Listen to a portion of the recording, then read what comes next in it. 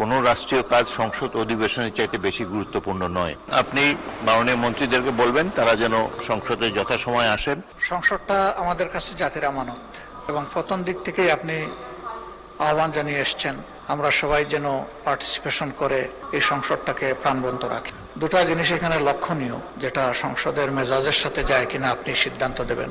একটা হলো যে গুরুত্বপূর্ণ ব্যক্তিরা, সংসদ সদস্যদের কথাগুলা যাদের নিজের কানে সরাসরি শোনা দরকার, বিশেষ করে মন্ত্রিপরিষদের সম্মানিত সদস্যবৃন্দ, অনেক সময় দেখি যে মন্ত্রণালয় সম্পর্কে কথা বলছে সেই মন্ত্রণালয়ের সংশ্লিষ্ট কেউ এখানে উপস্থিত নেই।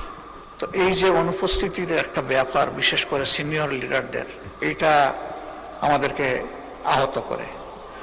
2 নম্বর, সংসদ চলাকালীন সময় মাঝে মাঝে আমরা লক্ষ্য করি কোনো জায়গায় 4-5 জন মিলে আরেকটা মিটিং এর মতো চলতেছে। একদিকে সংসদে গুরুত্বপূর্ণ আলোচনা হচ্ছে, আপনি নিজে অ্যাটেনশন দিচ্ছেন, আমরা বুঝার শোনার চেষ্টা করতেছি, আবার ওইদিকে এগুলোও চলতেছে। এগুলাতে সংসদের ডিসেন্সি যেমন নষ্ট হয়, তেমনি আমরা যারা সংসদকে অনুসরণ করার চেষ্টা করি আমাদের মনোযোগও নষ্ট হয়। এই বিষয়ে আপনি কিছু বলবেন কিনা, কোনো উদ্যোগ নেবেন কিনা? ধন্যবাদ মাননীয় স্পিকার। ধন্যবাদ বিরোধী দলীয় নেতা। তার উত্থাপিত প্রথম প্রশ্নটি অত্যন্ত গুরুত্বপূর্ণ। বাজেট অধিবেশন চলছে, গুরুত্বপূর্ণ মন্ত্রী, বিশেষ করে যাদের সম্পর্কে এলাকার দাবি দেওয়া নিয়ে মাননীয় সদস্যগণ বক্তব্য রাখেন, যেমন হাসপাতালের কারণে, হাসপাতালের অব্যবস্থার কারণে স্বাস্থ্যমন্ত্রীকে তারা অনেক কিছু বলেন, আইন শৃঙ্খলা প্রশ্নে স্বরাষ্ট্রমন্ত্রীকেও কিছু বলেন, এবং এলজিআরডি মন্ত্রী অবশ্যই এখানে থাকেন, তার ব্যাপারে সবসময় তারা দেয়। তো কালকে এই প্রশ্নটি আলোচিত হয়েছিল এবং মাননীয় চিফ হুইপ বলেছিলেন যে তারা রাষ্ট্রীয় কাজে ব্যস্ত। তো যাই হোক, আমি আবারও আজকে তাগিদ দিলাম, কোনো রাষ্ট্রীয় কাজ সংসদ অধিবেশনের চাইতে বেশি গুরুত্বপূর্ণ নয়।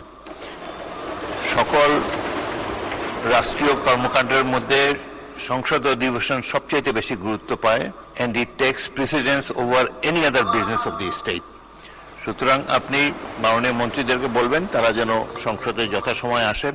সংসদ সদস্যদের যেসব বক্তব্যে তাদের মন্ত্রণালয় সম্পর্কিত কথা তারা বলেন, সেগুলোর ব্যাপারে তারা অন্তত শুনবেন এবং যদি সম্ভব হয় তার প্রতিকার করার চেষ্টা করবেন। দ্বিতীয়ত, বিরোধী দলের নেতা যেটি বলেছেন, আমি মাঝে মাঝে দেখি সংসদের ছোট ছোট গ্রুপে কথাবার্তা চলে, ফ্লোর ক্রসিং ও 2-1 দেখেছি, সেগুলো আমি সাথে সাথে পয়েন্ট আউট করেছি।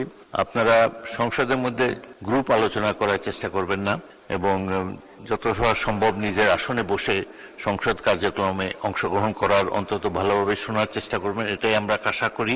সংসদের শৃঙ্খলা বজায় রাখার ক্ষেত্রে আপনাদের সকলের সহযোগিতা কামনা করি।